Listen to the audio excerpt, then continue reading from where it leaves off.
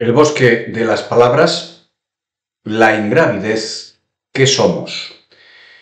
El Centro Cultural Mirador del Carmen de Estepona acogió días pasados la presentación del poemario La ingravidez que somos del poeta esteponero Antonio Ríos.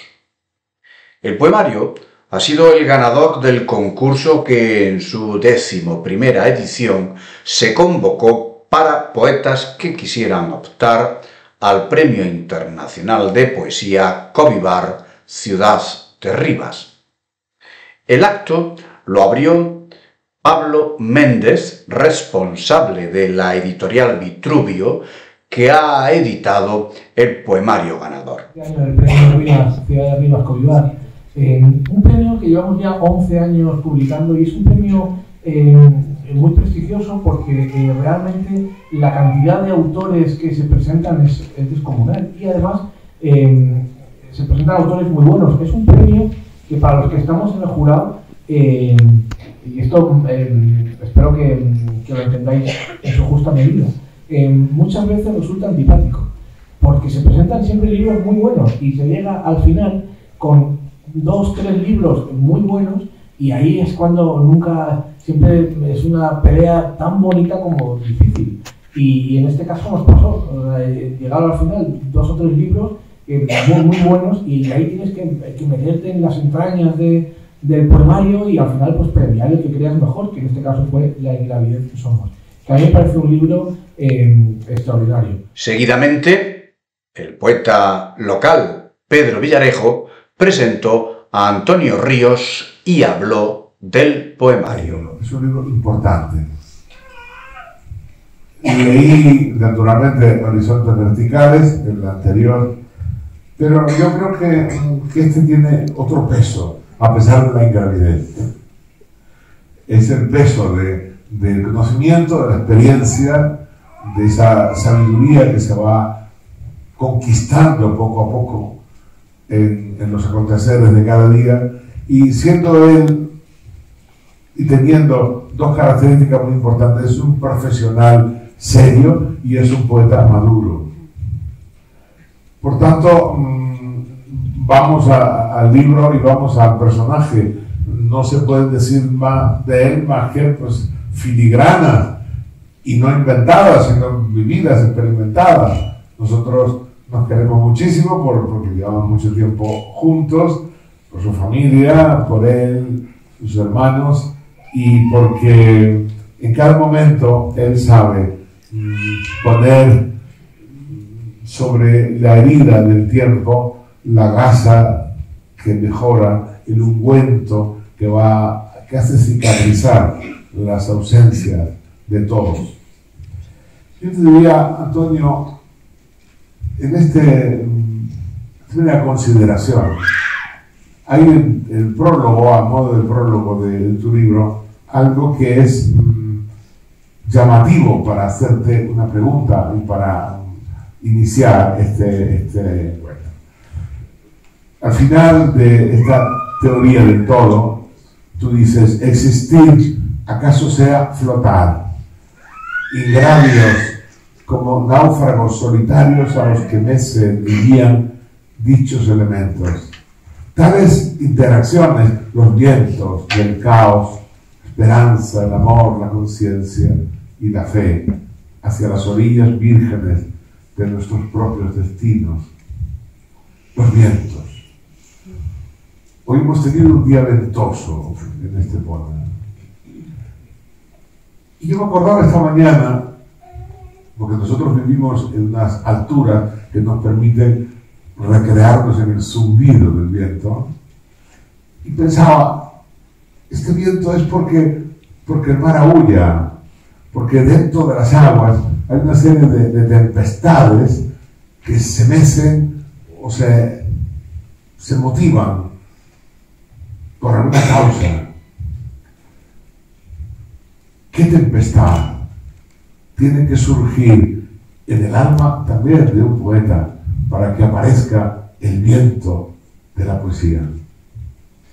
El poeta agradeció la presencia de la gran cantidad de público que lo arropó en este acto de presentación del que es ya su segundo poemario, a la vez que agradeció al Ayuntamiento de Estepona haber prestado tan especial emplazamiento para este evento cultural. Después, Antonio Ríos justificó la temática del poemario y nos habló sobre ser poeta y ser humano.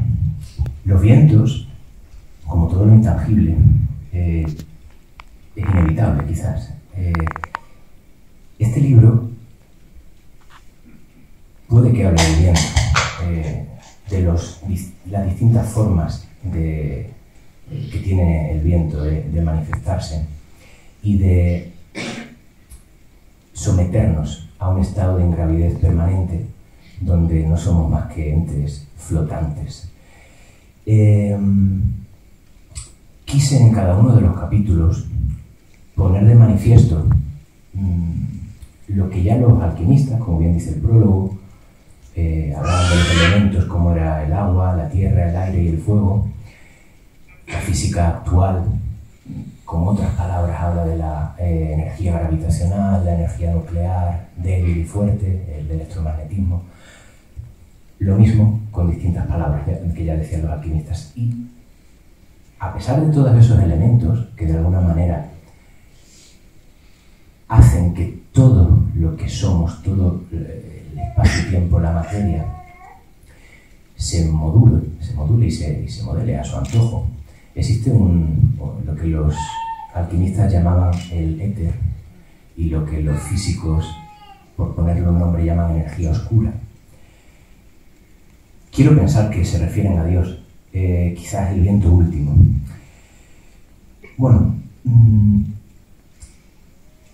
el libro, basándome en esos vientos, en esos vientos de la alquimia y de la física, lo que pretendo es poner de manifiesto lo que creo que de alguna forma al ser humano le afecta, concretamente al ser humano, y que hace que sea el vaivén al que está sometido dependa del caos o la destrucción, la oscuridad primigenia. En segundo lugar, sería el segundo capítulo, la esperanza, que he querido hallarla a través del arte, quizás concretamente de la poesía, pero el arte como elemento esperanzador, como brizna de luz después de la oscuridad primera.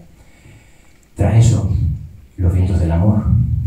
Quizás la esperanza tiende a consumarse y a consolidarse en el amor. El cuarto viento, el cuarto capítulo, la experiencia, la toma de conciencia, que también de saberse mortal, la cercanía ya a la finitud de uno mismo, y por ende el quinto capítulo, la fe, cuando ya realmente creo que fue Cervantes quien decía: quien no tiene nada le queda a Dios todavía. Es el quinto capítulo, el de alguna forma el viento de la fe, que también nos modula y nos...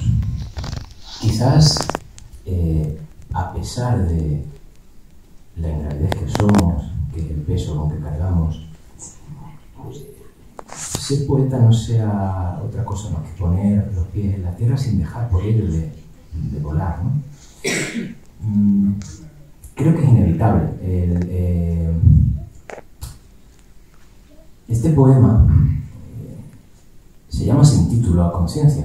De hecho, es el poema que de alguna forma resume absolutamente todo el libro, todo quizás el hilo argumental. El propio capítulo, el capítulo tiene solo ese poema, se llama Momento Cero, que se supone que es veréis que el libro va de la mano de conceptos físicos, desde el prólogo que se llama Teoría del Todo hasta los capítulos que primera interacción fundamental. O capítulo cero, se llama Momento Cero, que es el momento justo antes del Big Bang, antes de todo. Entonces, se llama sin título porque considero que no tenemos capacidad para realmente dar por terminados los conceptos, porque realmente la ingravidez que somos quizás se ponga totalmente de manifiesto cuando asumimos que somos un... La presentación, que fue una charla entre Pedro Villarejo y el autor, tomó cierta altura filosófica y como muestra esta concepción de ambos sobre el camino en la vida. Es el camino, dices aquí, en acto poético.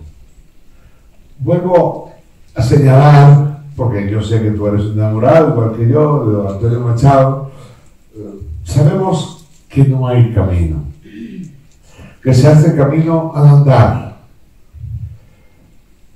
pero hay también caminos recomendables. Hay sitios donde uno puede más o menos insinuar desde la experiencia lo más provechoso. Yo te diría, ya como maestro de la literatura, te diría, ¿te atreves a recomendarnos un buen camino? Joder, esta es la pregunta más complicada, ¿eh? Por eso me la he hecho.